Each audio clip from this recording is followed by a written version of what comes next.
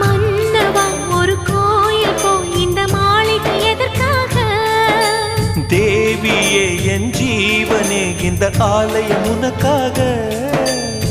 வானில் ஒரு புயல் மழை வந்தால் அழகே என்னை எங்கனம் காப்பாய். கண்ணே உன்னை என் கண்ணில் வைத்து இமைகள் எனும் கதவுகள் அடைப்பேன். சத்தியமாகுமா?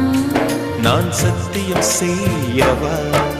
தொடு தொடுவெனவே வானவில் என்னை தூரத்தில் அழைக்கின்ற நேரம்.